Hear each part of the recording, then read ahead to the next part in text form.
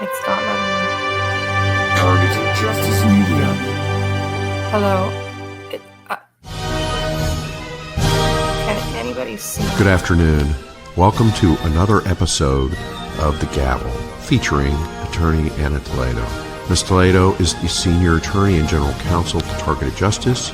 She has a background in constitutional and environmental law and is an experienced litigator, including 2 cases at the U.S. Supreme Court. And here's Ms. Toledo.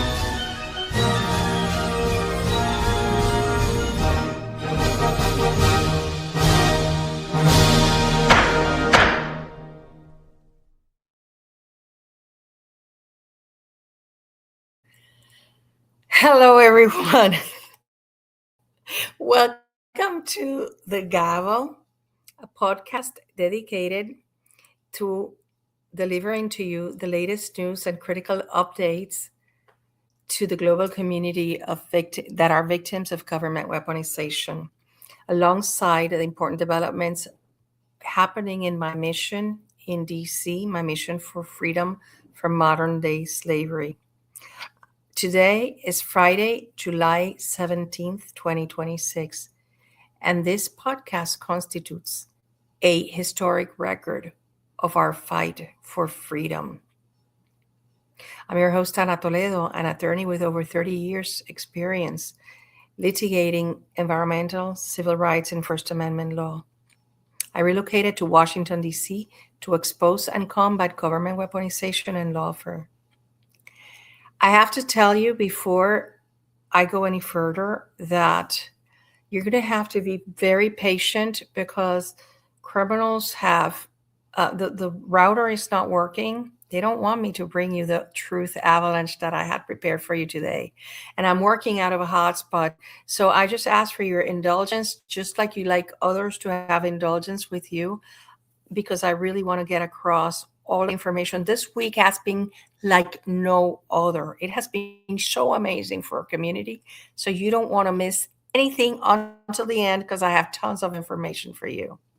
As you know, my goal is to expose this illegal program that has been unleashed against average Americans and civilians around the world. Exposure is an essential step towards setting all of us free. Once the program is no longer covered, it can no longer operate. The only reason it can operate is because of the plausible deniability. And as you all know, that has fallen apart. I fight for the end of torture, full accountability, and for government actors to be held responsible for their crimes against humanity, and for justice for all. Buckle up for this week's development. It has been an amazing, amazing week. Please share this transmission, like, and subscribe. Again, I tell you, this is a miracle that I'm being able to do because the criminals have done everything in their power for me to not be here. They broke my other computer. It's complicated, but I'm just delighted. I'm just thrilled to be here with you another Friday. So to begin with my invocation of the Holy Spirit to cover this space and the important time that we'll spend together, I will start with what has got to be probably one of your favorite, and it's definitely one of my favorite Psalms that so many of us learned since we were little and we turn to when we have difficult moments. And wait, let me put it up here so that you can follow it with me. I had put it up here already, but the criminals just shut off everything. So I have to just bear with me, be patient, because it's going to be very much well worth it. And this is how it goes.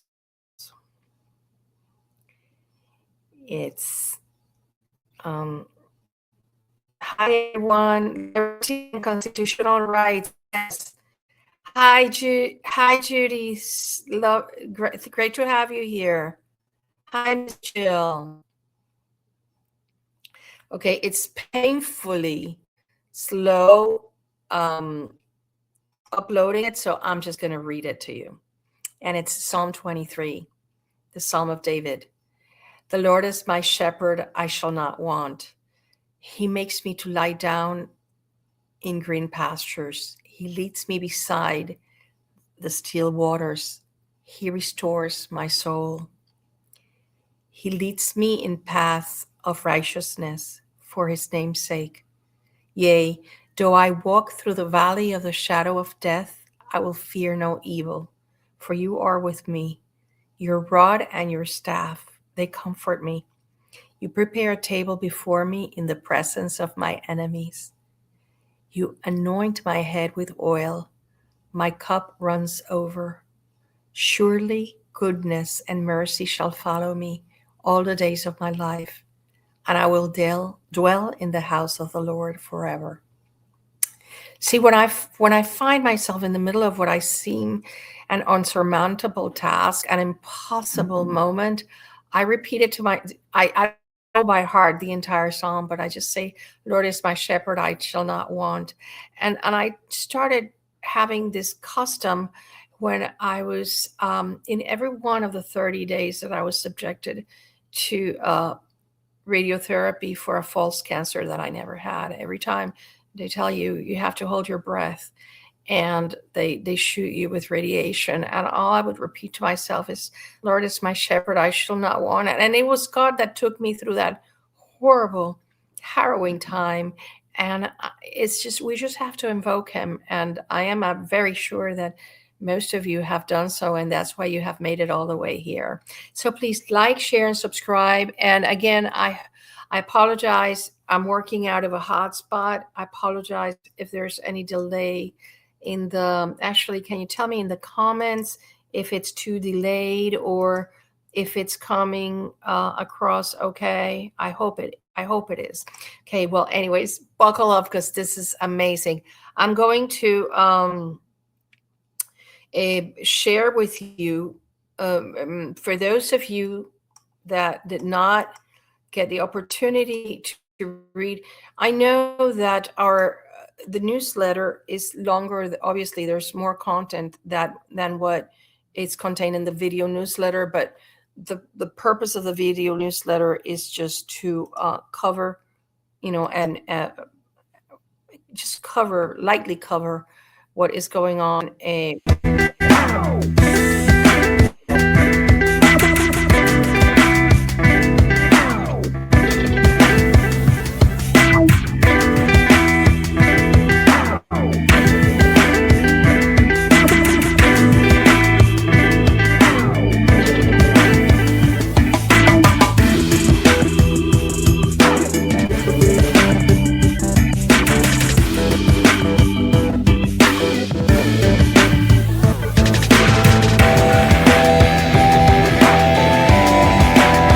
We have over 200 news media sources that are announcing our lawsuit. Our lawsuit is about the civilians suing CDC and NIH in landmark lawsuit Bayer versus CDC. The lawsuit is demanding equal diagnostic guidance and care for Havana syndrome and AHI victims on U.S. soil. We also have a list of several local news media outlets. Please contact your local one and encourage them to investigate this story. Multiple media outlets have picked up our press release. If one of these is your local newspaper news outlet, you contact them report beyond the press release. Special thanks to Dr. Lambert. Meet our team of officers in diverse areas that are helping targeted justice grow to meet the needs of the community. These are the people working for you. They have never been paid a single dime for their many hours of work. Please send a note of thanks to them for their hard work. Qubes is described as a reasonably secure OS, and this security comes from virtualized compartmentalization. You see, in Qubes OS, all of your work, and more importantly, every connection to the internet, is done inside of a virtual machine, or cube, as they're typically called. Edward Snowden recommends the following operating systems, Qubes and Wonix, for people who cannot afford exposure. Using Wonix and Qubes OS is one of the strongest privacy setups, where a regular person can put together on their own hardware. This will allow them to browse the internet without being monitored or hacked. Journalists and activists living under governments that are tracking them uses this setup as well. For more details on these operating systems, hardware requirements, and more, please visit the following link. Calling all digital warriors. Repost, share, and like this video on every social media site that's out there. Attorney Ana Toledo has moved from the comfort in Texas to the cold streets of Washington, D.C. to act as the representative for all victims of government weaponization. She is not planning on leaving until all TIs are free. However, she needs your help. She needs financial assistance while living in D.C., so please consider donating by going to this link. We're always looking for some awesome people willing to volunteer their time. Let us know what special skills and unique talents you possess by shooting us an email to tjustice2@proton. In the subject line, tag volunteer. We have over 500 videos of interviews, news, advice, and more on our own Rumble channel. Appreciate what we do? We are accepting donations and they're all tax deductible. You can either hit this link to do a quick submission of payment or send us a check to the following mailing address. We are a nonprofit organization. We have several different items at our store, ranging from clothes, cups, and merchandise. Either get something for yourself or buy a nicer gift for that special someone by hitting this link. Thanks for taking your time to watch this video. And God bless, and God bless, and God bless. God bless, and God bless all of you, and God bless Sean, who is so amazing. He puts in so many hours, and he's doing a lot of really good content for you. So be on the lookout for that, because this week is going to be really, really good. Okay, so news number one, this happened just yesterday. And this just tells you how nervous that this is why the criminals are doing this with the video and the hotspot and everything. It tells you how nervous they are. President Trump quoted last night, for those of you that saw the feed, quoted the 278,000 number in a different context. Is that a coincidence? Let me walk you through it. He announced that the classification of intelligence documents on election vulnerabilities during the address from the White House. Let me show you what he said. And it was like, wait a minute. No, this number, it's just such a specific number that it could only be because it's a psyop from the CIA criminals trying to distract, like the magician's hand. You know how the magician hand go like that while they're doing the trick on you. This is exactly how vulnerable our elections continue to be. We are releasing the results of a study. Hold on. I'm going to put it from the beginning. I know it's a little slow. Bear with me. It's going to be worth it. Finally, to reveal just how vulnerable our elections continue to be, we are releasing the results of a stunning investigation by the Department of Homeland Security. According to the DHS review, state voter rolls and public records, they identified approximately 278,000 non-citizens who are registered to vote in federal elections. Since Democrat states refuse to share their voter files, the real number is actually much higher than that. Yet, even this analysis found that 250,000 foreigners illegally registered to vote. Together, these disclosures reveal an election system so broken and so vulnerable that no one can possibly defend it. It is not defensible. First of all, let's start by the beginning. First of all, that is a number. And what it has been associated with, let me see if the criminals allow me to show you what it has been associated with, is the following. They're not letting me put the image here. No. You're watching it. You cannot believe it that they're not letting me remove this video so that I can put you the evidence of okay, here it is, of the image.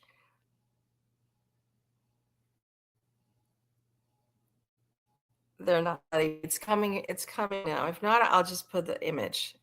Simply put the image. They're not letting me put it.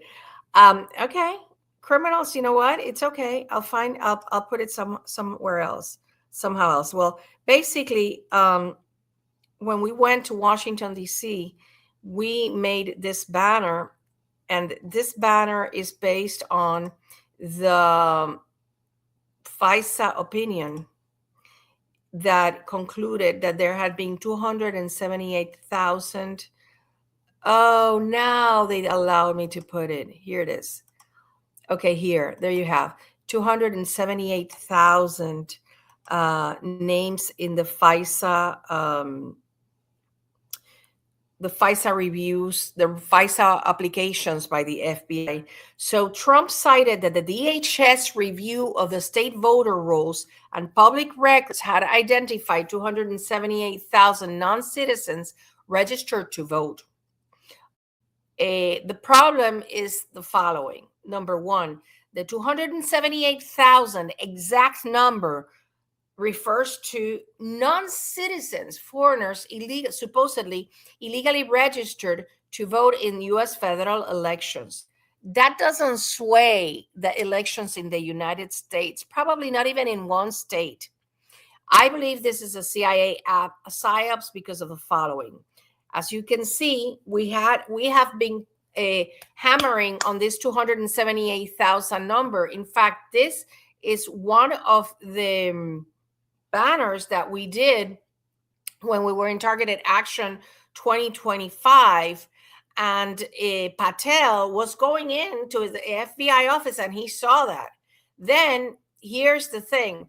This came from a FISA court opinion that explained that it was a 2022 opinion that stated that of the improper searches by the FBI. We didn't make that number up. This came from a FISA court opinion, which tells you, wait a minute, if these judges know that the crooks at the FBI have been lying to them as far as 2017, why do they continue allowing it? It just makes no sense, right?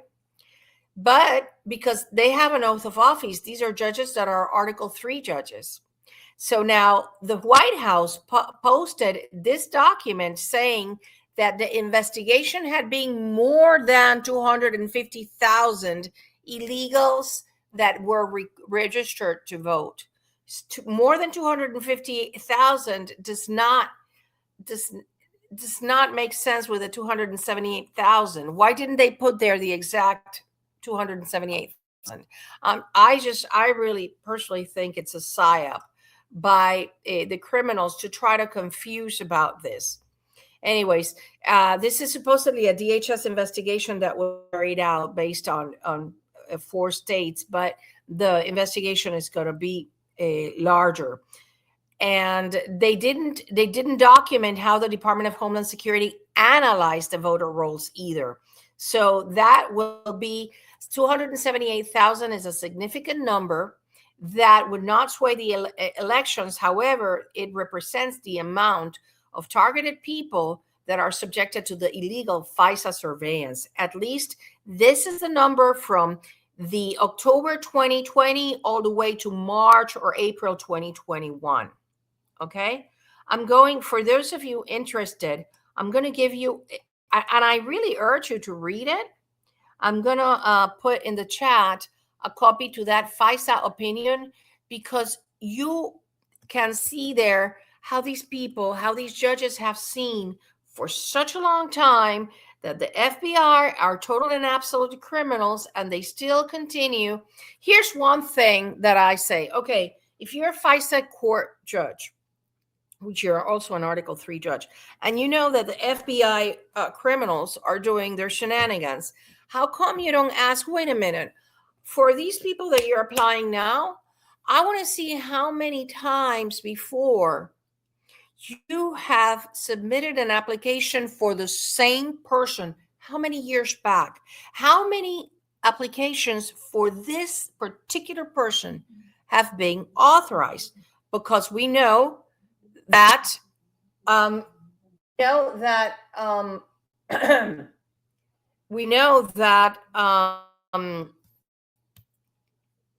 for Carter Page, it was 4 in a very short period of time, something less than 2 years, something like that. Okay, so Now, the President Trump confirmed that the FBI criminals were running a shadow government. The whistleblowers now are having a party because this is what they have been saying all along, that the FBI was hiding information from the president and they were having their own little party running the nation as they saw fit. So you should follow these whistleblowers because they're truth telling. They have been truth telling for a long time. Now, the criminal, she's incurred in treason. This woman here, her name, she's the one that said, in that President Trump yesterday talked about, former FBI senior intelligence official Nikki Flores. She said here, there's the quote, "I'm basically running a shadow government across the FBI at this point." In September 2020, weeks before the election, Flores, and Deputy Assistant Director for Counterintelligence. This woman is completely knee-deep into the program and into our target because now I'll tell you where she's working now. So this report, based on confidential human source, alleged that the Chinese government was producing fake driver's licenses to enable fraudulent mail-in voting in support of Joe Biden. Flores had a long FBI career starting in 2005 as an intelligence analyst. You can see she looks like a complete and absolute perp. So she rose to the ranks of counterterrorism and counterintelligence and serving as FBI election security lead for 2020. She later became intelligence analyst in charge of the Washington Field's Office Intelligence Division. So her text message saying, "I'm basically running a shadow government across the FBI at this point," was sent amid these suppression efforts. So now, guess what she's doing? She works at Microsoft. She's the director of insider risk at Microsoft. Microsoft let engineers based in China access the Pentagon's sensitive military systems. Biden's deputy AG, who ran the Trump witch hunts, is now also senior official at Microsoft. And this is not about politics. What I want you to be aware of is that all of this benefits us, because in as much as they're going to go into the investigation of these criminals doing these shadow governments, hiding information from the then president, it's all going to benefit us, as I'm going to show you in a little while. Okay, so this one is just so amazing. And you're going to say, it's only about the senators. No, it's the snowball effect. It's what's coming after. Remember, from Grassley, we got the prohibited access files. Right. From Rand Paul, we got the nomination form for Christine Crowder. So now from Carter Page, Arctic Frost revelations from Grassley, we got his 4 FISA warrants that if they gave them to him, they have to give them to us. Well, now, it goes, it's not just phone records. Grassley disclosed that the text messages of 44 senators, both Grassley and Ron Johnson, released Department of Justice records showing that former special counsel Jack Smith's investigative team bypassed standard filtering procedures to secretly review the text messages and communications of 44 members of Congress. The primary details of this revelation include the scope. They reviewed messages from October 2020 through January 2021. This is the same timing as the 278,000 FISA applications, bogus FISA applications by the FBI criminals. And so, according to the United States Senate Committee on the Judiciary Disclosures, they were supposed to protect the legally privileged communications, and they didn't. Okay, so Grassley argued, let me show you an important video that this man, Jack Smith, he's in a lot of trouble because the evidence, the documentary evidence that has been found completely puts him in the position of being criminally prosecuted for his lies in Congress. This man, remember, some people, if you perjure yourself, that means if you testify on oath and you testify lies under oath, that's a crime. And in this case, it's a federal crime. It could be a state or a federal crime. You're supposed to go to jail for it. The content of text messages? No. There you have it. He testified under oath that it did not include content of text messages. I saw this man in one hearing, and I think I've told you before, my impression is that he's completely like in a daze, like under complete and absolute mind control.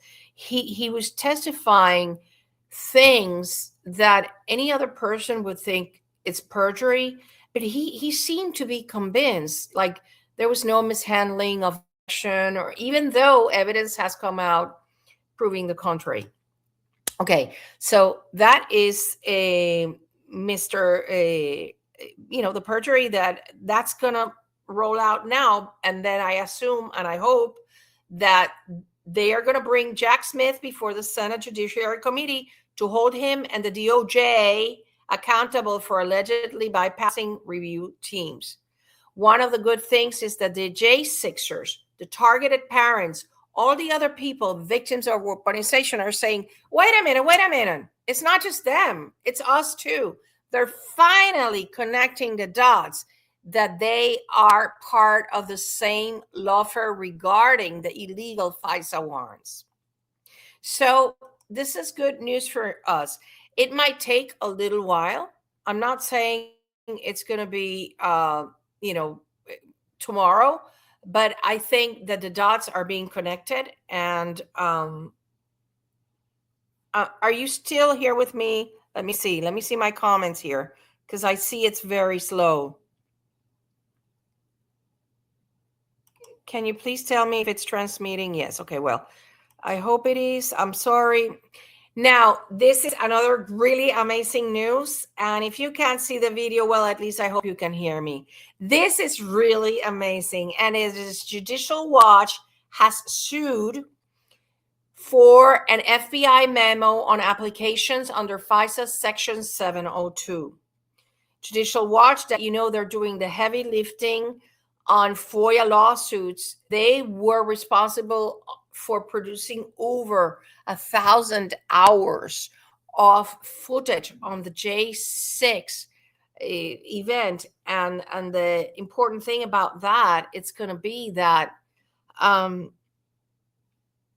many of the people that were illegally convicted, even though they have been pardoned, now they're going to be vindicated. So that's a beautiful thing, and that's just really great of them. So they filed a Freedom of Information Act lawsuit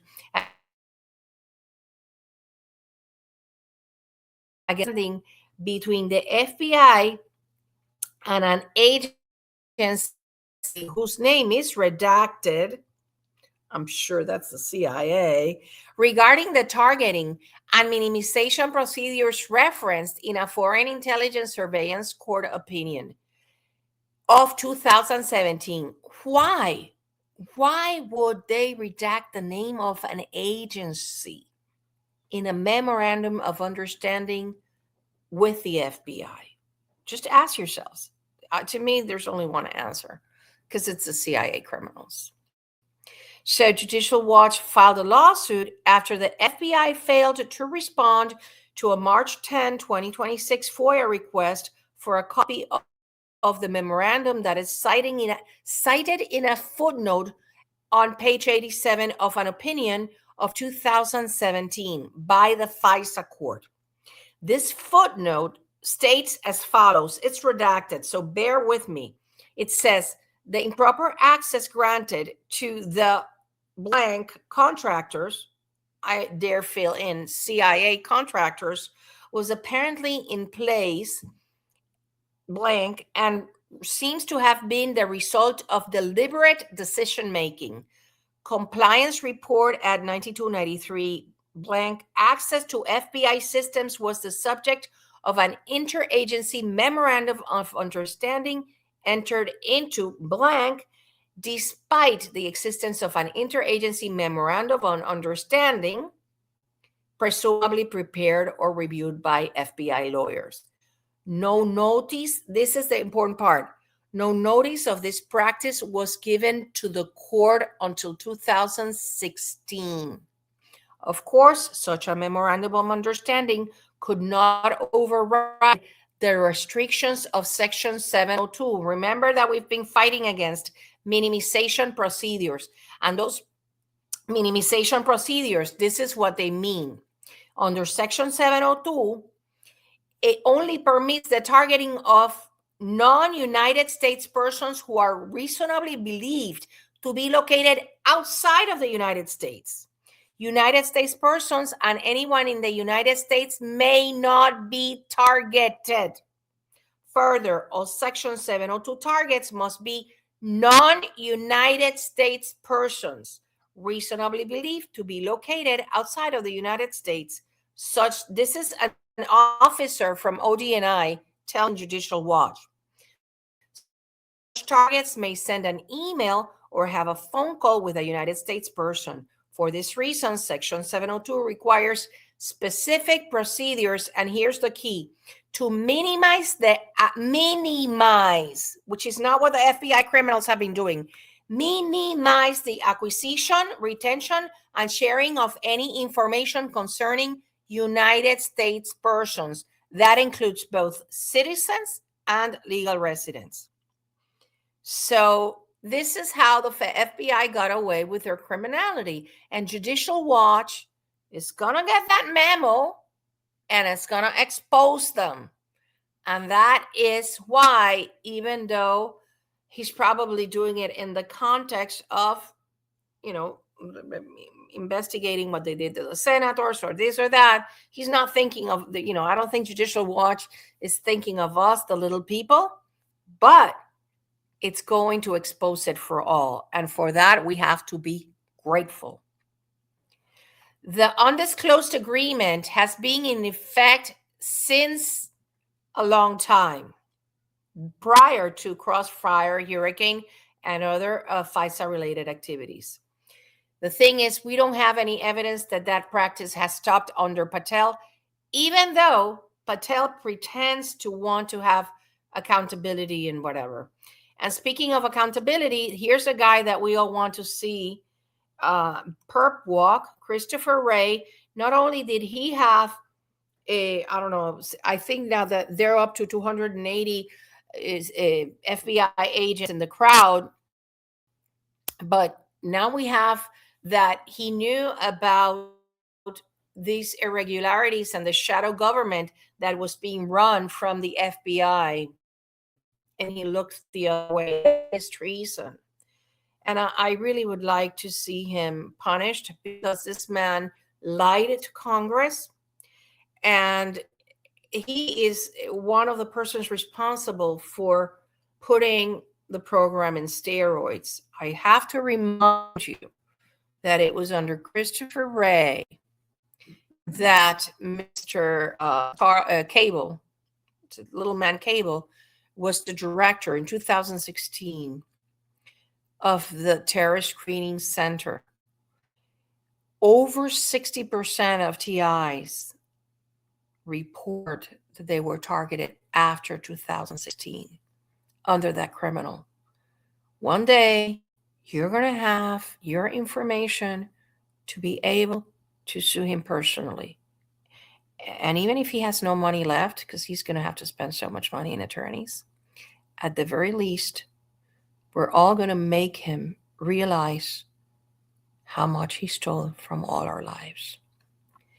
Anyways, for those of you that I'm not going to go into the lawsuit regarding the Havana syndrome, because I thoroughly explained it last week, but Sean was so nice to make us a video of it, and I'm putting it here in the chat and sending it to you so you can watch it, because I have to tell you, um, please share it with other people. And I have to, ask from the bottom of my heart, you're hearing this, and share it with the people you know. Stop writing to me asking to include you in the lawsuit. First of all, there's no benefit for any of you to be included in this lawsuit, because it's not a damages lawsuit. Stop it, please. It just hurts me because I feel I'm being harassed. I have explained it out nauseam. This is under the Administrative Procedure Act to force an agency to carry out its legal obligation to issue diagnostic guidance and other things for civilians. Two agencies in charge of it. Please don't write to me saying, "Oh, please include me." No, first of all, it's not going to happen. So don't waste your time. And second of all, please, it's not a damages lawsuit. I don't understand why people do this after I thoroughly explained it last week. Now, the Senate is going to vote on the Jay Clayton nomination for ODNI. I really have to ask you, the Foundation for Freedom of the Press, they have put out a very useful tool, just like they did with the 702. And you should use it. I'm going to put it here in the chat, because here's the thing. This man cannot be confirmed. Let me explain how much of an enemy of the freedom of the press he is. And if he's an enemy of the freedom of the press, he's an enemy of TIs and transparency. Okay. So there was a controversy with the Trump plane, the new plane from Qatar. And the New York Times reported that it seemed to have some sort of safety issue, that's why they had to change, the president had to change planes when he was coming from NATO. So now this man Clayton issued subpoenas to the New York Times reporters so that they give their sources and why and how they obtained the information about the safety rules that made the President Trump change the planes. And I think that, I really think that that's just a very bad indication. And another bad indication is that everybody, both Democrats and Republicans, welcome him with open arms. That is a horrible sign, horrible, particularly because Tom Cotton, who is absolute, and Thin, who is absolutely deep state, he absolutely wants him for the post. So if you can just drop a note to your senator, I just gave you there the link, please feel free to do so very respectfully and say, this guy is just, it seems to be very deep state. Now, another great thing that is happening is that, and I'm leaving the presentation here because, it's going so slow. Another good thing that's happening is that the flock movement, it's not stopping. And I love this because, like I have mentioned in weeks before, normies are waking up to what the Fourth Amendment is. They seem to have said, I don't care about privacy. I'm not doing it. This was their mentality. I'm not doing anything wrong, so I don't care. But now they're waking up because these cameras, they're recording 30 days worth of footage, and then they're putting together a collage for law enforcement if they need it without probable cause. They are having police look up their old girlfriends or women. They are such pedophiles. They're looking into little children's like kindergartens. I am going to do an episode, and it's not going to be in the Gavel. It's going to be probably a Targeted Justice Special Edition podcast, only reporting to you about what an incredible movement for the Fourth Amendment. Our forefathers would be so proud of how people are facing this horrific violation of Fourth Amendment and privacy. So what I will share with you, and I urge you to look into this webpage and get the tools, because what they're doing now is that the flock.org, I'm going to put it here, what they are doing now is they are giving you the tools. So you go to your city council and you do a presentation and you tell them why you oppose them, and they give you the data. And every day there is more data and more data. ACLU just sued over some contracts. There are cities and little cities, big towns, big cities, little towns that are canceling their contracts. This is a huge triumph for the Fourth Amendment. So I urge you to look into that webpage and become part of the anti-deflock movement. This is one step in the direction of reclaiming our Fourth Amendment. Once people are educated, remember, what we do is educate people about the rights that have been taken away from us without our consent, because flock cameras are evidence that this program was going to be rolled out to the whole population. And that is the biggest evidence, okay?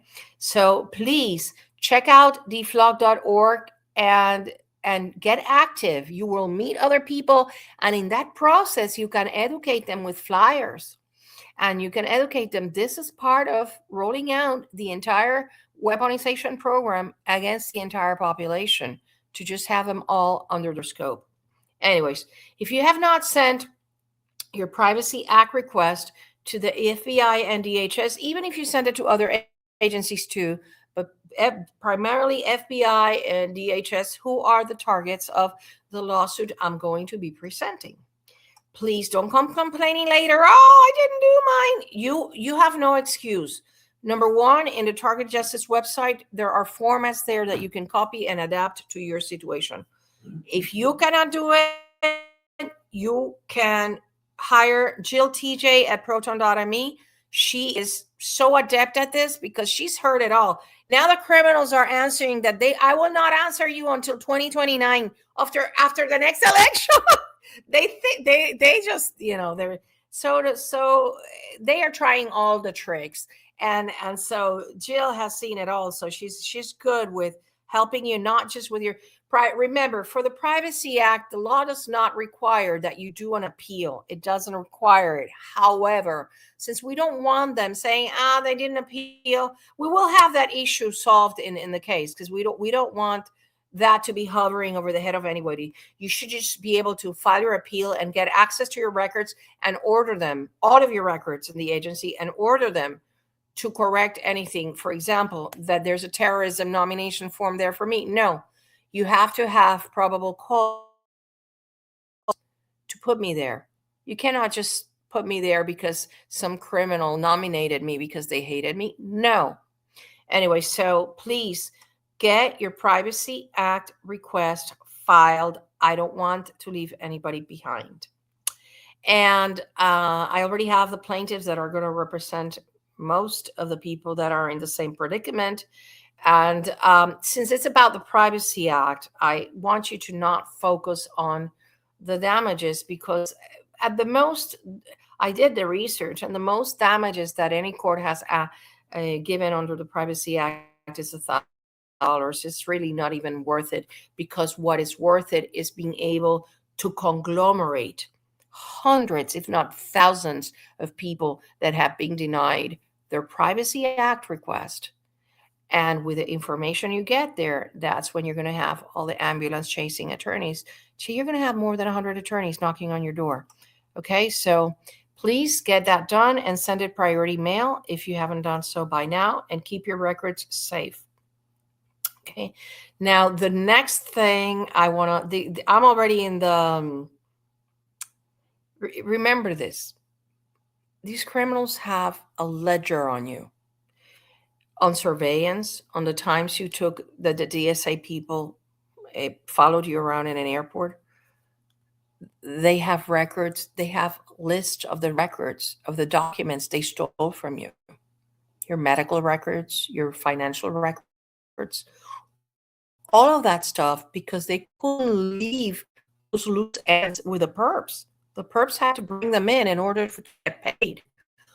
All of that, the photographs they stole, whatever trinkets they stole, All of that needs to be documented in their lists. So that's what we're aiming for. Okay.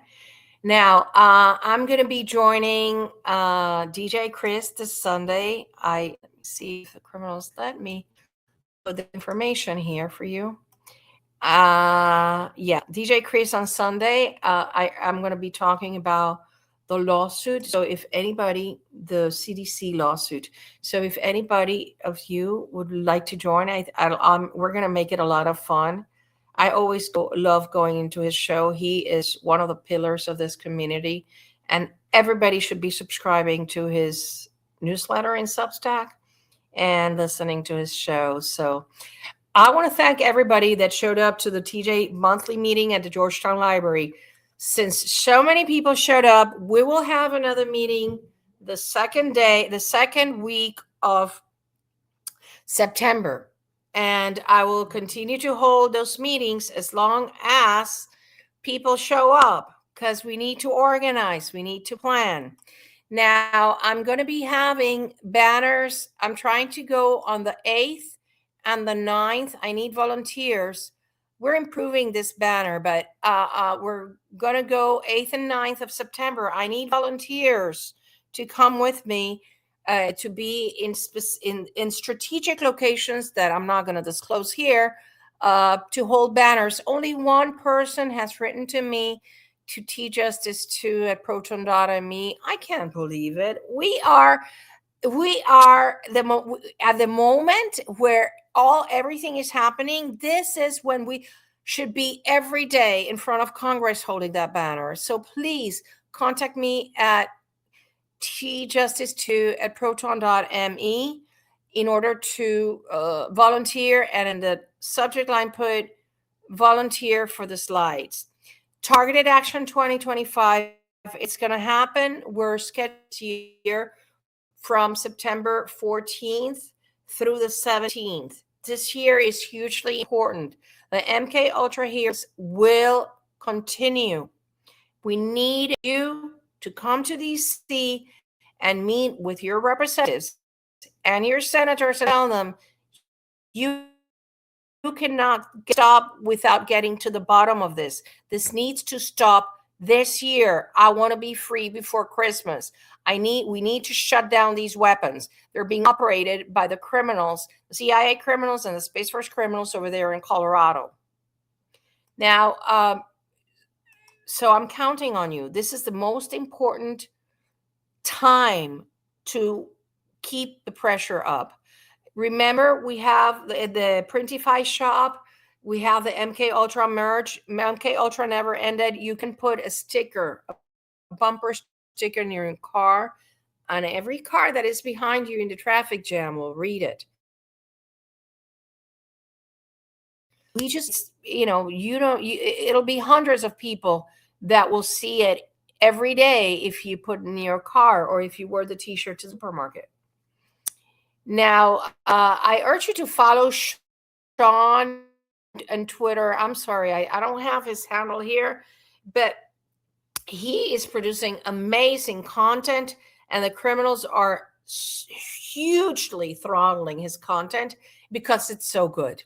So, it doesn't cost you anything, and it's one little way that you can further our efforts to shut down this program. So please follow Sean Burton on X and Facebook and repost his material. He is becoming so good in doing all this digital creation, and I am so proud of him. When two or more are gathered in my name, there I shall be. Remember the intention at noon. You can do meditation, you can do prayer, you can just do positive affirmations. I am now free. The targeting program is over. We're doing it all over the place, but the time is 12 noon Eastern time, and then you adapt it pursuant to your time zone. Let's make this happen. I think it does make a huge difference, and thanks to Jim, who at Real Coffee Jim and on X, that he always sends a beautiful reminder every day. make sure to check on his notifications. And as you know, I'm staying in DC. Right now I'm in between living quarters, and that's why I had the situation happening. And I beg for your indulgence, and I thank you for staying here with me. I hopefully by next week I will be already set up in a new place, and it'll all be good. Anyways, my blessings to all of you. I have to say good night to good night to all of you, and blessings to all of you except the government criminals. That this week I learned of a study that says that, look at that, these criminals are freezing my face, that only 1%, 0.5% of the population thinks they're hell. And I definitely know who those are. Probably the people that not only the government criminals running the program, but also the private individuals that collude, the gang stalkers that collude and collaborate with them. That's just my thought. 0.5% of a population think they're going straight to hell. So they know what they're doing. It just takes one moment of repentance and just accepting Jesus as Lord and Savior, and maybe happen for them and they can be spared from hell. Think about it, criminals. The more you torture us, the more we're going to continue fighting back. It's just, you know it. We're not stopping. And I apologize for the slowness in the connection, but the most important thing is they couldn't stop me, and they couldn't stop you. Don't ever let them stop you, because we're going to be free. Good night, everyone.